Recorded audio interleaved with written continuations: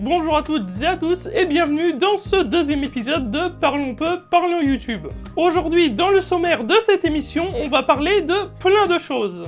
On va d'abord parler de YouTube, et on continuera sur l'Hollywood et Squeezie. On ira sur une nouvelle information sur la PS5. On parlera aussi du malheur qui s'est passé du côté de Logan Paul. Vous aurez l'actualité de Twitch en accord avec la SACEM. On va avoir deux actualités sur PewDiePie. Ensuite, vous comprendrez pourquoi une streameuse était en larmes. Et on terminera par une information de Pokémon. Voilà ce qui conclut le sommaire. Donc maintenant, c'est parti, générique.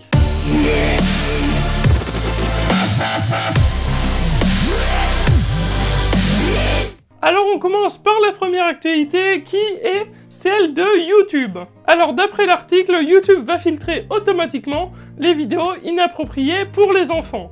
Donc tout ça va se baser sur l'intelligence artificielle qui va scanner chaque vidéo et déterminer si oui ou non elle est appropriée pour les enfants. En cas de non-conformité, l'internaute, donc en gros le spectateur de la vidéo, pourra se voir demander une preuve de son âge. Alors mon avis dessus, c'est quelque chose qui est bien pour les enfants entre 5 et 10 ans, mais quand on est dans l'adolescence, on veut regarder des vidéos un petit peu plus divertissantes, du genre regarder des vidéos d'Amixem, de Joyka, de un petit peu tout ce monde-là. Après, il faut voir en cas de conformité s'il faut obligatoirement avoir 18 ans ou si on peut avoir moins de 18 ans et regarder quand même. Donc cette intelligence artificielle revient d'un problème qui concerne beaucoup de parents où leurs enfants regardent des dessins animés et tout ça tranquillement au départ et qui après tombent sur du contenu que eux ne leur est pas trop destiné.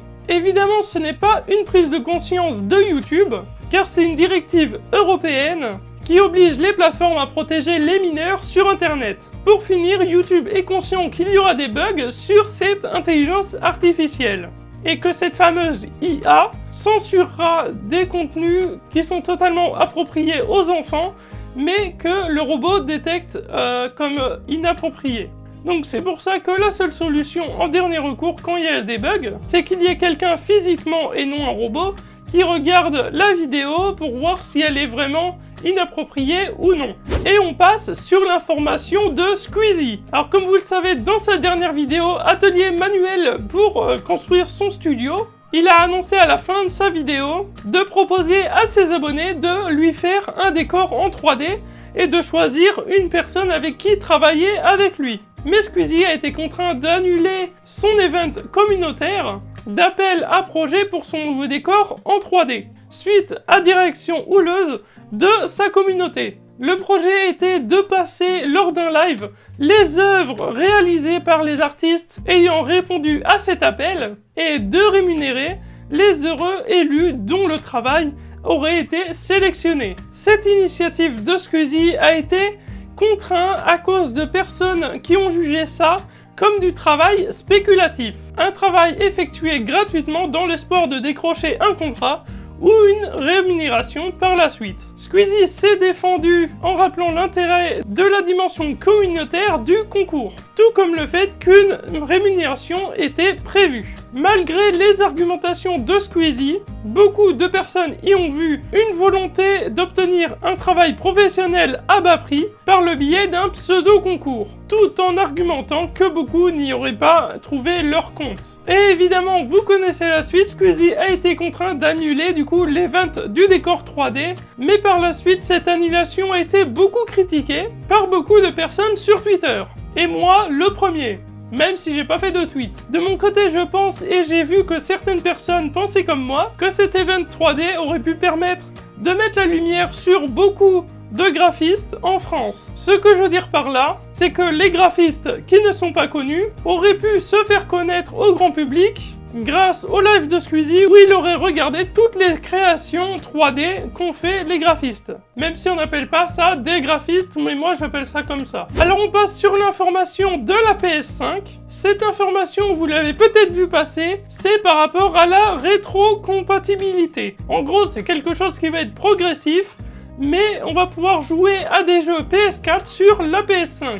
Pour l'instant, les jeux PS4 ne sont pas tous compatibles avec la PS5, mais ça ne saurait tarder. Alors il n'y aura pas tous les jeux qui seront rétrocompatibles avec la PS5, mais il y aura au début une sélection de jeux qui sera rétrocompatible et beaucoup plus tard, dans par exemple 1 an, il y aura beaucoup plus de jeux, un grand large de choix de jeux rétrocompatibles avec la PS5. Pour quelqu'un qui n'a pas la PS4, c'est cool, parce que je précise de mon côté, je n'ai pas de PS4, je n'ai pas de console, c'est simple. J'ai juste mon PC qui date d'il y a 5 ans, et je me débrouille avec. Alors pour l'actualité de Logan Paul, c'est que son chien a mangé une carte Pokémon qui valait environ 25 000 $.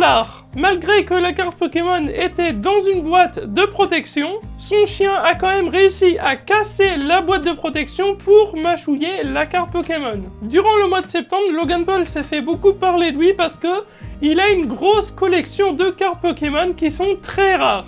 Logan Paul pense que son chien a pris la carte Pokémon comme un jouet. Alors pourquoi certaines cartes Pokémon coûtent aussi cher? C'est parce que certaines cartes qui datent de 1990 sont très rares à trouver et du coup sont très chères. Logan Paul a également révélé qu'il avait lâché près de 216 000 $ pour avoir un booster du set de base de la première édition de cartes Pokémon de 1999. Autre petite information sur les cartes Pokémon, la carte Pikachu Illustrator a été vendue à 250 000 $ et on comprend pourquoi Logan Paul a décidé d'investir là-dedans. Tant qu'il arrive à tenir éloigné son chien de sa collection, c'est toujours préférable. Alors je pense que cette information, vous l'avez vu passer sur Twitter, c'est Twitch qui s'associe du coup à la SACEM. Alors il ne s'associe pas pour rien, parce que cette association entre Twitch et la SACEM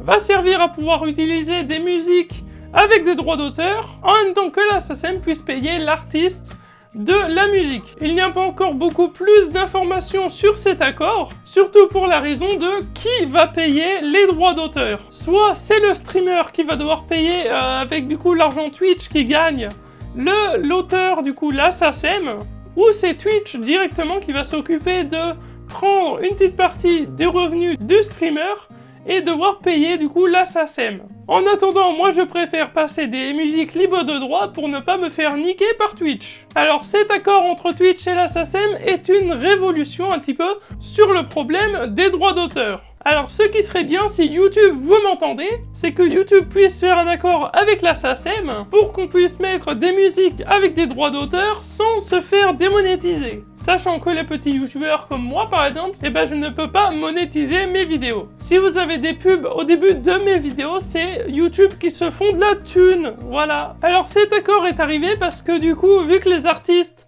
avec ce qui se passe en ce moment mondialement, avec le corona, du coup, ils ne peuvent plus faire de tournées mondiales ou même remplir des stades pour chanter, du coup. Vu que la SACEM perd de l'argent en donnant de l'argent, du coup, pour les artistes qui ne peuvent plus faire leur tour, à partir de cet accord, la SACEM va pouvoir se faire de l'argent en même temps que pouvoir donner un bon salaire à, du coup, ces artistes. Alors, on passe sur la première information de PewDiePie, c'est que PewDiePie s'est fait hack son compte Minecraft. Alors, d'après l'article, une vidéo qui montre le hack du compte Minecraft de PewDiePie tourne sur Reddit. Tant qu'à lui, PewDiePie va devoir changer le mot de passe de son compte en même temps que le pseudo. Alors comment PewDiePie s'est rendu compte que son compte Minecraft a été hack? C'est qu'il était en stream, il voulait jouer Minecraft comme tout le monde.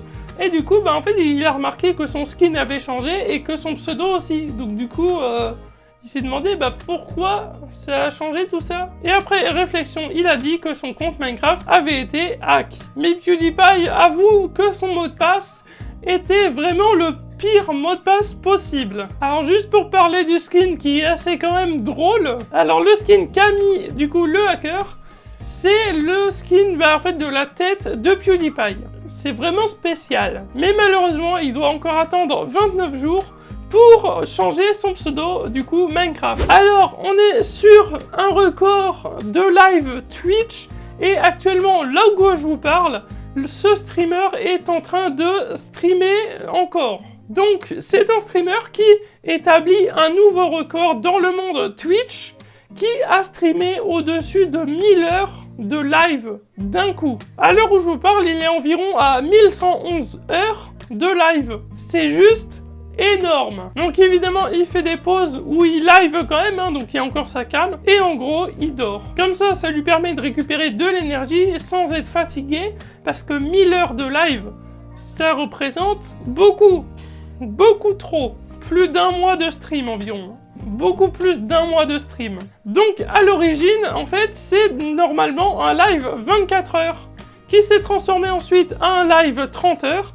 et après, il a transformé ça en live 48 heures, et puis après, bon, c'est parti en couille, hein. Après il a voulu tenter les 1000 heures, et ça a monté à 1000 heures, quoi, c'est énorme. Alors après, je ne sais pas jusqu'à combien d'heures il va aller au niveau, du coup, de son record. Peut-être qu'il va aller aux 2000 heures de live. S'il est aux 2000 heures de live, c'est juste énorme. Moi, par exemple, de mon côté, je n'ai fait que 760 heures de live environ, ce qui représente la moitié de ce qu'il a fait. Mais moi, c'est en plusieurs jours que j'ai fait ça, c'est vraiment pas d'un coup. Lui, c'est d'affilée, directement. Et dans cette information, vous allez savoir pourquoi une streameuse était en larmes. Elle était en larmes parce que du coup, elle lisait les commentaires de ses viewers qui évoquaient tout ce que signifiait du coup la chaîne Twitch pour les viewers. En lisant tout ça, elle a été vraiment très émue et du coup, elle a commencé à pleurer. De mon côté, donc quand j'ai des viewers et tout sur mes lives, c'est-à-dire beaucoup récemment, et c'est vraiment énorme parce que ça fait du bien en fait. Ça fait du bien quand il y a des gens qui regardent ce que tu fais et que ils adorent en fait. Ils adorent, qui regardent et tout. Est-ce que vous adorez mes vidéos? Ça se voit avec les pouces bleus, hein, donc mettez des likes si vous voulez. Mais ou même des commentaires pour me dire si vous adorez mes vidéos ou si vous aimez mes lives. Mais vraiment, c'est un plaisir à chaque fois de live. Par exemple, pour moi, c'est un plaisir. Pour elle, pour cette personne, pour cette streameuse, ça doit être un plaisir aussi de stream tous les jours. Ou même, je ne sais où pas, là. Ou même, je sais pas si elle stream tous les jours, mais voilà. Mais c'est un plaisir pour tous les streamers de stream tous les jours. Et de mon côté, je pense que si le streamer, il est vraiment intéressé par ce qu'il fait, par le jeu qu'il fait, que vraiment il s'amuse et tout ça, qu'on voit qu'il s'amuse, je pense que ça impacte au niveau des viewers et ça les incite à rester et du coup après à parler dans le chat, etc. C'est pour ça que je vous mets le lien Twitch de cette streameuse dans la description. Et on finit cet épisode de Parlons peu, parlons YouTube sur une dernière information sur Pokémon. Alors Pokémon a fait récemment de multiples dons à des petits streamers d'un montant total de 10 000 $, ce qui fait vraiment beaucoup. Alors ça s'est passé lors de sa vidéo le 23 septembre, donc là on doit être en octobre quand je sors cette vidéo, donc ça date d'il y a quelques semaines, mais elle a décidé de donner de l'argent du coup à des petits streamers de la plateforme, et pour un petit peu les encourager à continuer. Évidemment, elle les a surpris